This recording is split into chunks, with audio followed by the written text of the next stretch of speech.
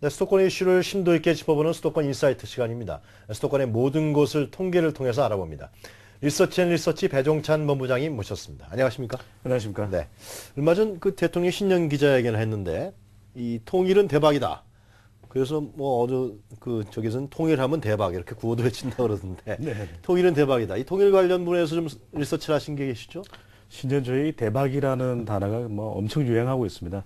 이 통일은 대박이다 이렇게 이야기가 되고 있는데 어떻게 보면 통일이라는 것이 또 복잡 다단하지 않겠습니까? 우리 국민들이 통일에 대해서 어떻게 인식하는가도 좀 볼 필요가 있겠고요.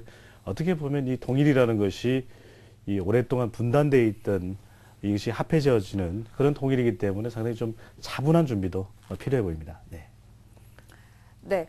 이익이 될지 안 될지 그런 어떤 퍼센테이지도 나와 있죠. 네, 먼저 이제 통일에 대한 그 조사 결과인데 통일이 대한민국입니다. 대한민국이 얼마나 이익이 될 것인가라고 물어봤는데 조사 결과를 보면 이익이 될 것이다가 57.2%, 이익이 되지 않을 것이다가 39.4%로 나타나서 대한민국, 남한에는 이익이 될 것이다가 더 많은 그런 어떤 의견이 나타났습니다.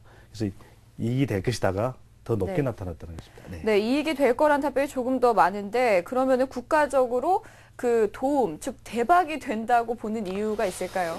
이게 이제 국가 전체적으로 봤을 때는 여러 가지 네. 어떤 그 분단돼 있는 비용이라든지 이런 것들이 크지 않겠습니까? 그렇기 때문에 이제 그런 이유들을 이야기한 것 같은데 특히 이제 외국의 어떤 분석들이 그렇게 많이 작용을 한 것 같습니다. 특히 네. 브루스 베넷이라고 미국 랜드 연구소의 선임 연구원 이야기로는 이 통일 준비를 지금 시작해야 될 때다. 네. 또 토머스 프레이 미국 다빈치 연구소장의 미래학자인데 네. 이분은 아주 좀 문학적인 표현을 썼습니다. 남북 통일 2015에서 20년 사이에 눈사태처럼 일어날 수 있다.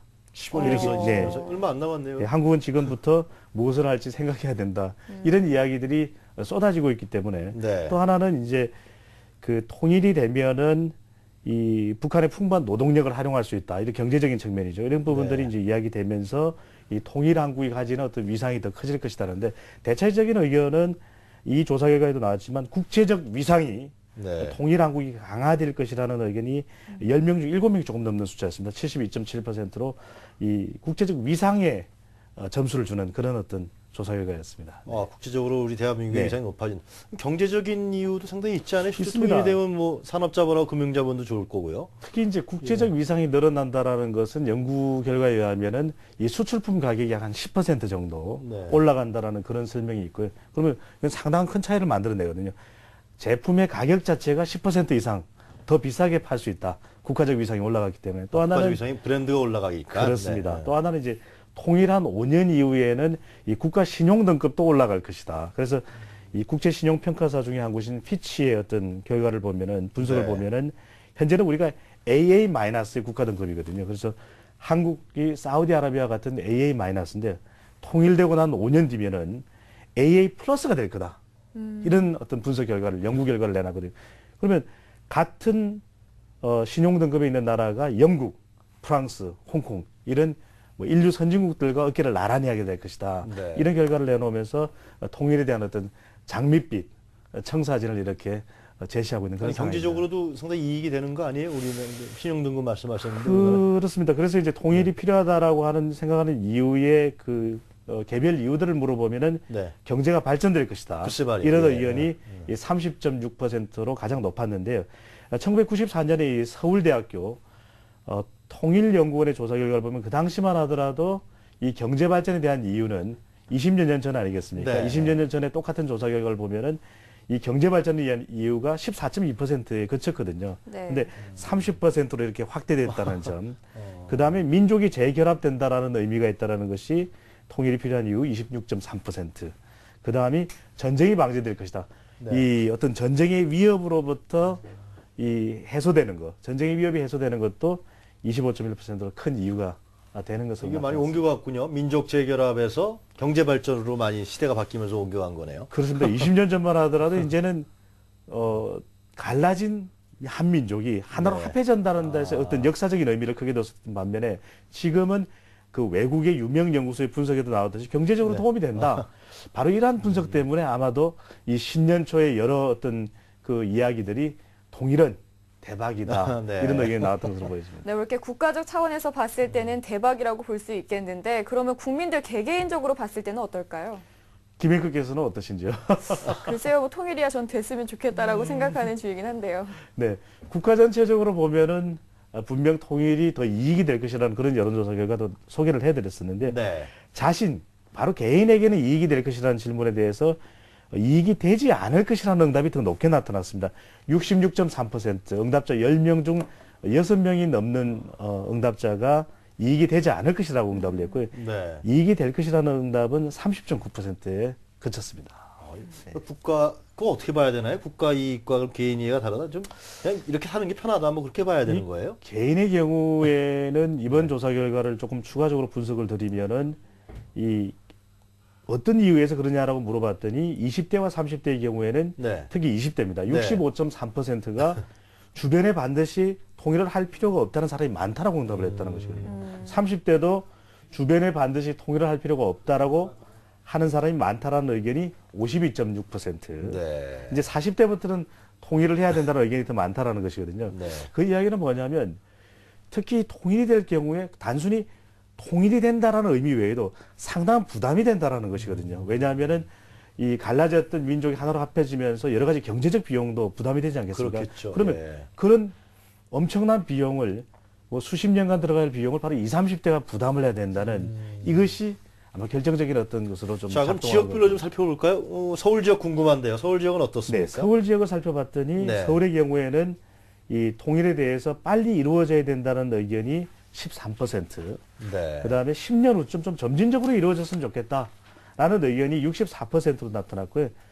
현재대로가 낮다가 이제 18%로 나타났는데 네. 좀 통일이 점진적으로 이루어졌으면 좋겠다라는 전국적인 의견은 55%였습니다. 반면에 서울의 경우에는 이제 64%로 나타나서 더 높게 차이가 있었거든요. 근데 그 이유는 뭐냐면 다른 것보다도 이 통일이 될 경우에 이 수도 서울이지 않습니까? 그렇죠. 상당히 많은 북한의 주민들도 이 수도 서울로 일자리나 또 여러 가지 어떤 그 사회적인 인프라가 갖춰진 서울로 네. 몰려들 가능성이 굉장히 높다라는 겁니다. 물론 그러한 어떤 북한 주민들을 받아들여야 되기도 하겠지만 그러한 혼란, 네. 어떻게 보면 내 자신이 살고 있는 생활이 여러 가지로 좀 어려워질 수도 있다, 부담스러울 수도 있다, 혼란스러워질 수 있다, 이런 부분이 서울 주민들에게는 조금 통일이 더 점진적으로 준비되어야 된다는 측면에서 이 통일에 대한 느낌도 국가가 가지고 있는 어떤 생각, 또 개인이 가지고 있는 생각, 그러네요. 또 지역적으로 서울이 가지고 있는 생각이 달라 보였습니다. 네.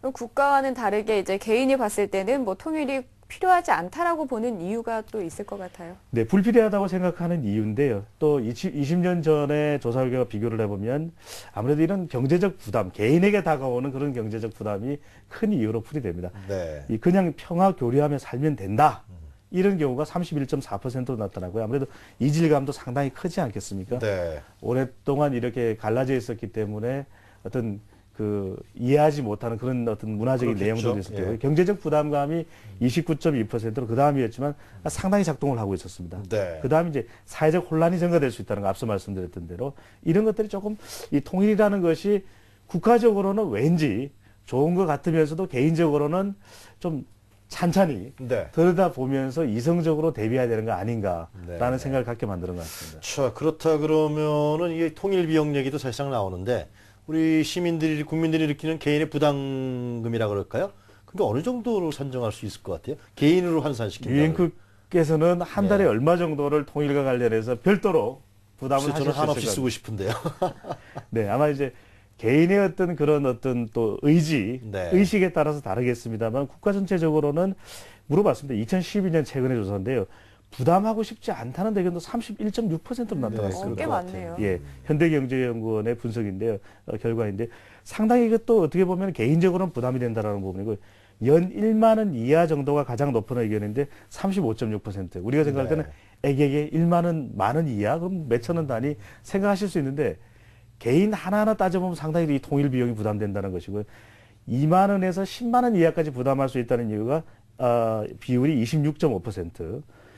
11만 원 이상 정도를 부담할 수 있다는 것은 채 5% 조금 넘는 수준에 그쳤거든요. 그래서 사실 이게 통일이라는 것이 대박이 될 수도 있지만 이런 면에서는 상당히 또 개인적으로는 부담스러워하고 조심스러워하는 면도 있다. 이것도 좀 같이 살펴봐야 될 것 같습니다. 네. 예. 뭐 어렸을 때부터 그런 노래 부르잖아요. 뭐 우리의 소원은 통일 이런 노래 부르긴 하지만 개인적으로 뭐 이익과 불이익 이런 것들 따지다 보니까 여러 가지 의견들이 나오는 것 같아요. 이 마지막으로 국민들이 생각하는 바람직한 통일의 방향은 무엇일까요? 네, 오늘도 소개해드렸던 것처럼 이제 통일은 대박이다라는 어떤 국가 전체적인 그 유행도 지금 있긴 하지만 더 중요한 네. 것은 소개해드린 대로 개인적으로 또 지역적으로도 좀 생각이 다르지 네. 않습니까? 더 중요한 것은 통일을 대비하기 전에 준비하는 우리들 스스로 이렇게 좀 의견을 차근차근 모아서 통일에 대비해야 된다. 자칫 잘못하면 이 통일을 대비하는 과정이 우리 스스로의 갈등에 또 휩싸일 수 있지 않습니까? 네. 그런 의미에서 통일이라는 것은 우리 내부의 어떤 준비와